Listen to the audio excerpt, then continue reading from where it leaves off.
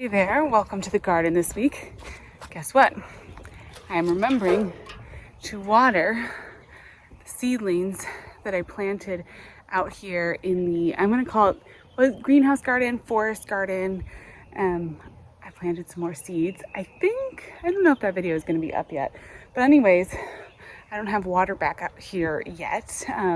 So it means bringing a watering can back to this space, which honestly isn't that bad, but it just takes a little bit remembering to do, and so I'm doing it.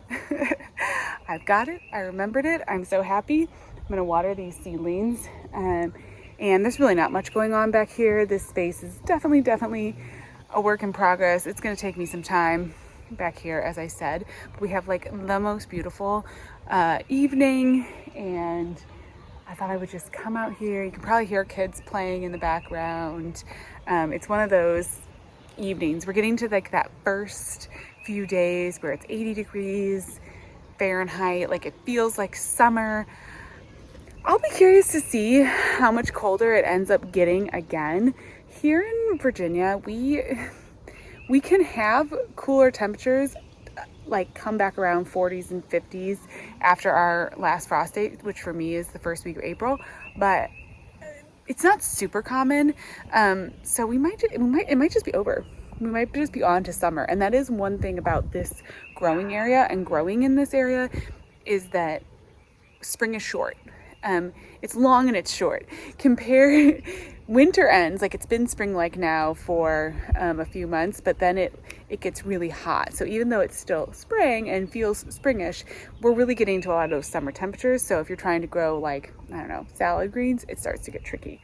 But yeah, I'm gonna water because that is gonna be important.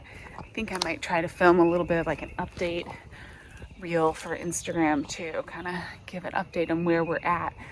Everything is growing. I'll take you into the kitchen garden and show you some of the things that are sprouting there. I'm really hoping tomorrow that we get thunderstorms. The weather predictions have also been interesting. It's so interesting how each year goes. It's definitely been a lot, like I would say a lot drier now. We had a lot of snow, but then now it's been pretty dry. Tomorrow it says we're gonna have some thunderstorms, and I would love like just a good soaking rain because the ground is getting pretty hard and pretty dry, and it would be nice for it to just get a little bit of water, especially just with everything. You know, I don't have a lot of perennials yet, but you know, it's nice when everything's waking up to have a little bit of rain. But let's go water these seedlings. And I'm just like literally out here in my took a shower after I went riding today. So I'm just like in my sweatpants out in the garden, but I was not gonna forget to water because when you got seeds in the ground, it's the most important thing.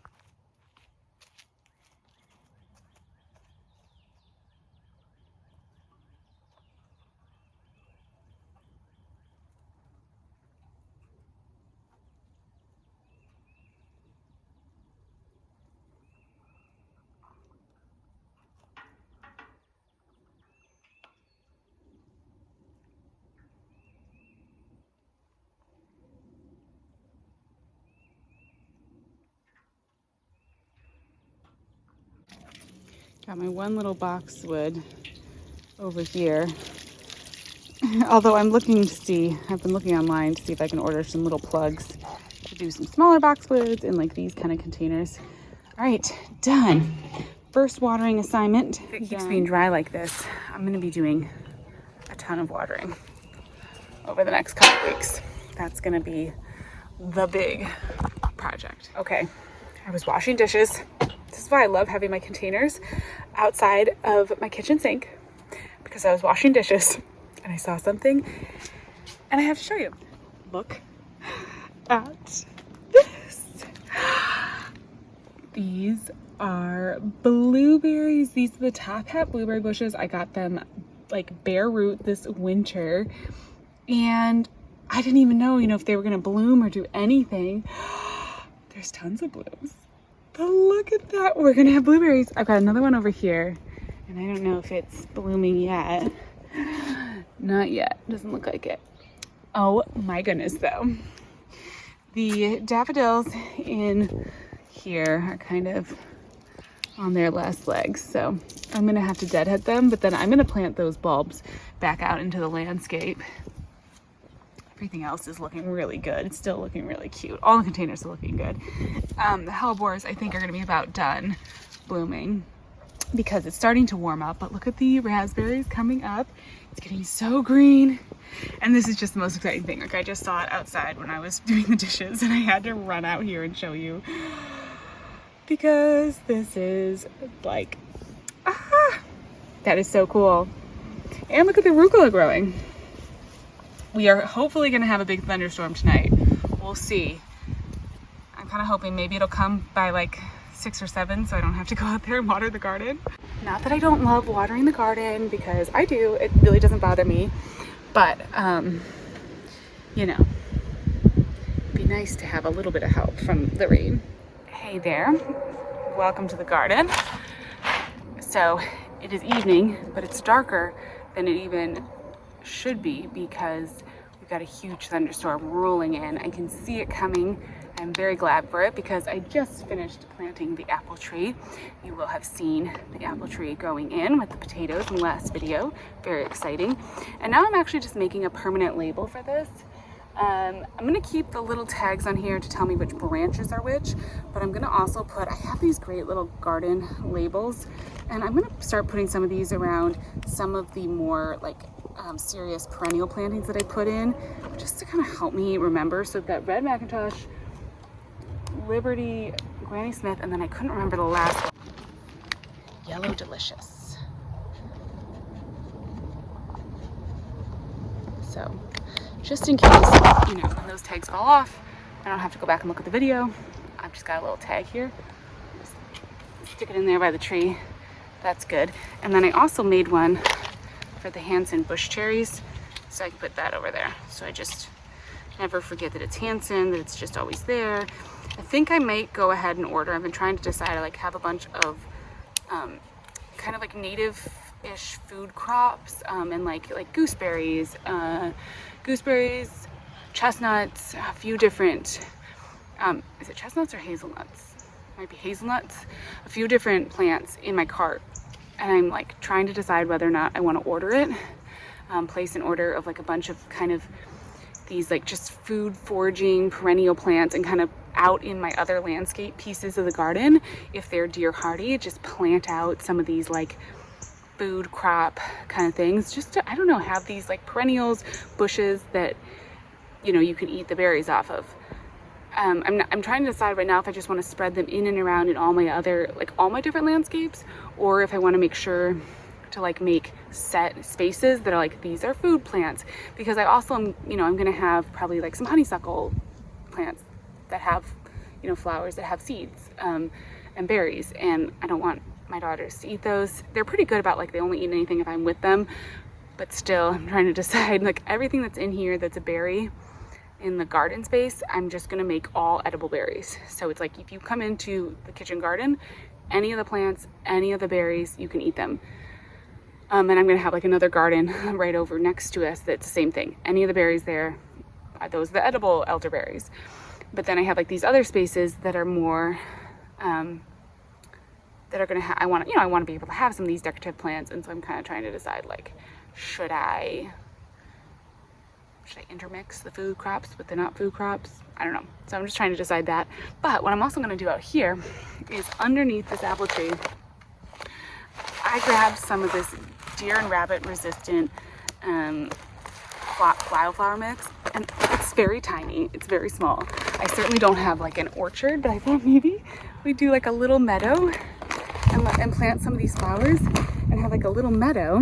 I feel like in all honesty, my pollinator border, I want it mostly to be like intentional plantings, but I think I'll have a few little sections like intermixed here and there, little meadowy sections, and something like this might be kind of cool. But I think it'd be cute for under here. So we're gonna go ahead and make a little meadow under the new apple tree. And I think that's gonna be super adorable.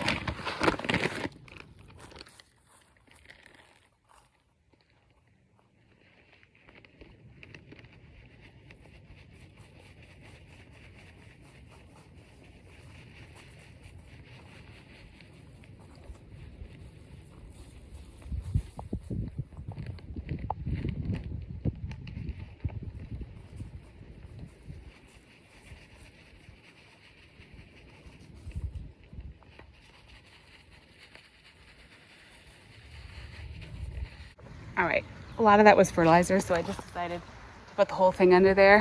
Hope might be pretty densely planted if everything comes up, but I'm assuming we're gonna have quite a bit of failure with a mix like that. I feel like it's probably better to go for a little bit more density. So I'm gonna go put the cherry tree.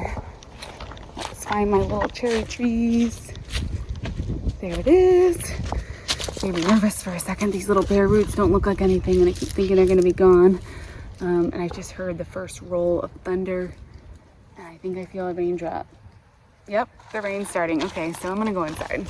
It's thundering. I don't want to be out here. They said there was even a chance of like hail and even possibly tornadoes, like sparse tornadoes, which I don't know. We'll see. I would be kind of surprised if we got a tornado, but the wind's probably picking up. The sound's probably terrible on this, so I'll check back in tomorrow. We'll see if we got any rain. I'm really hoping we get a good rain. Hey there. So one of my biggest focuses in the garden right now, or really over the next couple years, is going to be soil health and building the soil. So obviously I have those in-ground beds, and I've only put a little bit of garden soil in them so far, and then I'm hoping over this garden growing season, over the next few years, I'm going to hopefully continue to amend those beds and add more compost, add more soil, add more things to make them good. I just blew a bunch of leaves that were kind of like under our house out, and I'm gonna rake them now into what's gonna be one of the cut flower beds. Hopefully put a little bit more soil on top. And I'm gonna try to do that probably in the fall too. Utilize a lot of the leaves that we have in the yard to either set up like an area to do leaf mulching, or just rake them into the garden and like cover them in compost, so that we can just use them to add to the soil. So that's what I'm going out today to do. I'm just gonna get my rake and rake.